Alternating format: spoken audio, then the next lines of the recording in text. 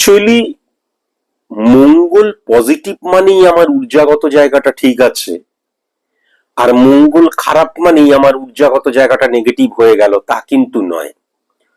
মঙ্গলের রিফ্লেকশন দেখতে হয় কেতু দ্বারা কতটা প্রভাবিত হচ্ছে এবং কিভাবে প্রভাবিত হচ্ছে।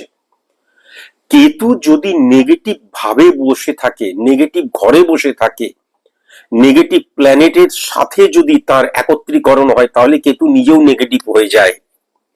সুতরাং সেক্ষেত্রে কিন্তু কেতু এবং মঙ্গলের ব্যাড ইনফ্লুয়েন্স কি করে, যে নেগেটিভ অর্থে আমার একগুয়েমি, নেগেটিভ অর্থে আমার যে ঔদ্ধত্য ঊর্জাগত জায়গাটা নেগেটিভ অর্থে হয়। কিন্তু কেতু যদি পজিটিভ ভাবে মঙ্গলের সাথে হিট করে, কেতু আর মঙ্গল মানেই কিন্তু নেগেটিভ নয়, কেতু যদি পজিটিভ ভাবে মঙ্গলের সাথে হিট করে, তাহলে কি হয়, ও পারছে আমি পারবো না, আমি করে দেখাবো, এই মানসিকতা কিন্তু তখন চলে আসে।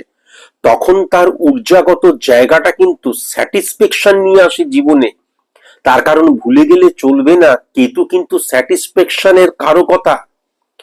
মঙ্গল এবং রাহুর একত্রীকরণ যদি পজিটিভ হয়, তাহলে কিন্তু আমাদের বিজনেস ত্বরান্বিত হয়, প্রভাবিত হয়, এবং আমার মেন্টাল স্ট্রেংথ, ঊর্জাগত জায়গাটা, পরিশ্রমের লেভেল এক্সট্রিম পর্যায়ে চলে যায়।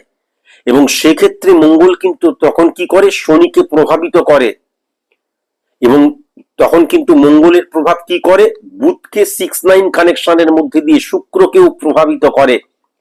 অথচ আমরা যদি সনাতনী এবং বৈদিক অ্যাস্ট্রোলজি জানি, তাহলে আমরা যদি কখনো পড়াশোনা করি এই বটবৃক্ষের নিচে বইগুলো, তাহলে কিন্তু কি হয়, মঙ্গল এবং শুক্রের অবস্থান মানেই নেগেটিভ ধরা হয়, তা কিন্তু নয়। আমি বারবার ধরে বলেছি, আমাদের যে কটা প্ল্যানেট আছে, ইভেন ইউরেনাস, নেপচুন, প্লুটো এবং রাহু কেতু, প্রত্যেকটি প্ল্যানেট পজিটিভ প্ল্যানেট। এবার তাদের কানেকশনটা কি ধরনের হচ্ছে, পজিটিভ হচ্ছে না নেগেটিভ হচ্ছে, পাওয়ারলেস হচ্ছে না পাওয়ারফুল হচ্ছে, এটা কিন্তু সবচেয়ে বড় কথা। বড় কথা একত্রীকরণ, কেতু আর মঙ্গল মানেই নেগেটিভ, রাহু আর মঙ্গল মানেই নেগেটিভ নয়।